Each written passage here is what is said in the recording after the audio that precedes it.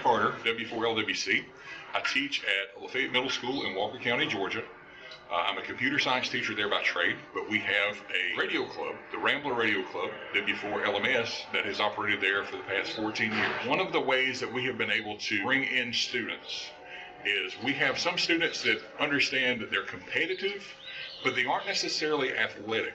They're very competitive students. They're very smart students, but they don't necessarily see the combination and where those two might cross. What we're finding is we've got students who love to talk. They love to be on the air. They love to be treated like they're an adult, as opposed to in middle school, many times they're just reminded, well, you're just a kid. On the radio, they're not. On the radio, they're treated just like they're another person who is on the radio, who may be a scientist by trade, who may be a carpenter by trade, who may just be another person who's in the area who's excited to hear that amateur radio is at their school, at their local school. And for our area, we're really the closest one in about 6 counties. We have folks who are coming in now from outside of the school system who are really investing in the human capital we have within our students. Our local radio clubs have been helping out since the beginning. Tri-State's Amateur Radio Club over in Walker County made the first donation to our club to get us a J-pole antenna, a radio, and the coax and the power supply to get our kids on the air back in 2007. And from there, it has expanded to the ARRL with a big grant in 2008. When we applied for the grant, we received links of RG213. We had a Hustler 6B TV. We received a 746 Pro ICOM, which came with 2-meter capability and with an HF capability. That radio was then used in 2012 as our main station when we made our ARIS contact. We borrowed equipment to make that contact.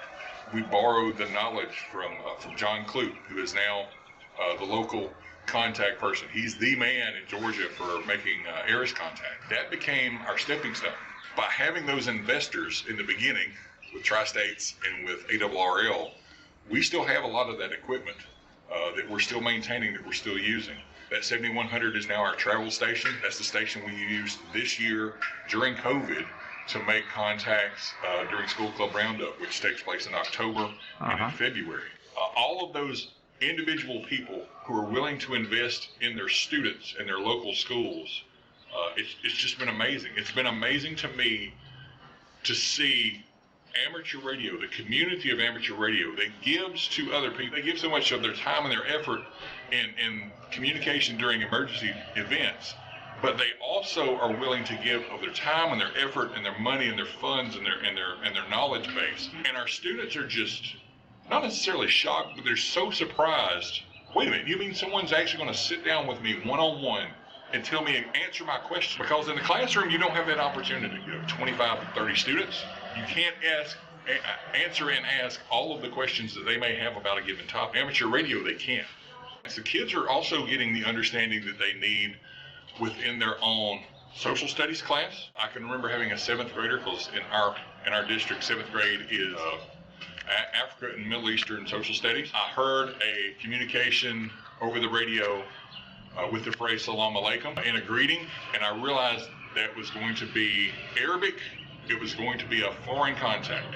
So the student who was in 7th grade, who was studying their country that we actually make contact with, when he realized, wait a minute, this is someone who is in that culture, that I'm studying right now. The surprise from the other end of the station, I believe it was in Morocco, that surprise was, wait a minute, how old are you? Do you recognize that I'm in a country in Africa? Well, I'm studying in my country right now, in my classes, I'm studying that culture, and it was so much more well received.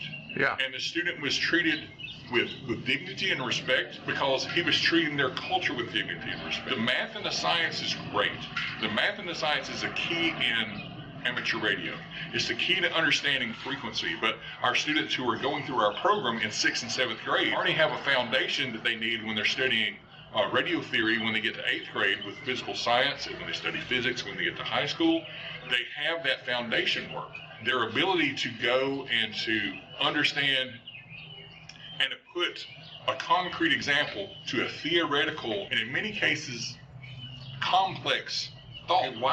How does frequency, how does that compare to our FM radio station or antenna length. Okay, when you say it's an 80 meter, what does that mean? Well, is that the length of the wave?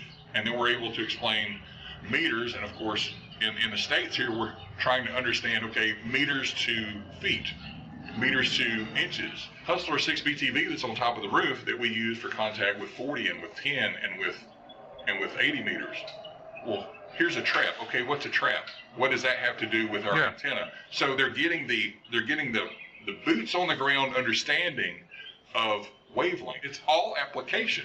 And what we're missing in a lot of our curriculum in school is that application. Okay, why do I need to understand this information about wave theory? Well, if I understand it, I can build an antenna, and I can use that antenna, and I can communicate with someone who is in Massachusetts, and they're communicating with me, and they're using 5 watts of power. Why is that surprising?